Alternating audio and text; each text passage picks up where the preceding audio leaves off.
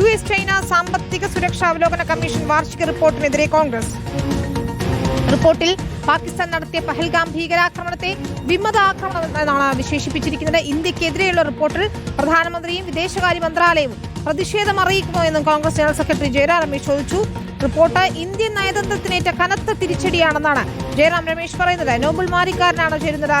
വിശദാംശങ്ങളുമായി നോബൽ, ഈ വാർഷിക റിപ്പോർട്ടിനെതിരെ കോൺഗ്രസ് ഇപ്പോൾ ശക്തമായി തന്നെ രംഗത്തെത്തുകയാണ്.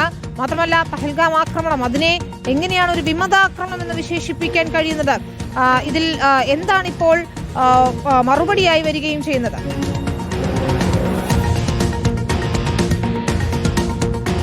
അമേരിക്ക ചൈന സാമ്പത്തിക അതോടൊപ്പം തന്നെ സുരക്ഷാ അവലോകന വാർഷിക റിപ്പോർട്ടിലാണ് ഇന്ത്യക്ക് എതിരെ പാകിസ്ഥാനെ അനുകൂലിച്ചുള്ള പരാമർശങ്ങൾ ഉണ്ടായിരിക്കുന്നത്. പ്രധാനമായും ഇതിൽ പറയുന്നത് പഹൽഗാം ആക്രമണവും അതിനുശേഷമുണ്ടായ ഓപ്പറേഷൻ സിന്ദൂർ അടക്കമുള്ള കാര്യങ്ങളാണ്. പഹൽഗാം ആക്രമണം ഒരു ഭീകരാക്രമണത്തെ ഒരു വിമത ആക്രമണം എന്നാണ് ഇതിൽ വിശേഷിപ്പിച്ചിരിക്കുന്നത്. അതോടൊപ്പം തന്നെ ഇത്തരത്തിൽ ഈ ഓപ്പറേഷൻ സിന്ദൂരിൽ 4 ദിവസത്തെ ഏറ്റുമുട്ടലിൽ പാകിസ്ഥാന് സൈനിക വിജയം ഉണ്ടായി എന്നും ഈ റിപ്പോർട്ടിൽ പറയുന്നു. 800-ലധികം പേജുള്ള റിപ്പോർട്ടിൽ 108, 109 ഭാഗങ്ങളിലാണ് ഈ കാര്യങ്ങൾ പറയുന്നത്.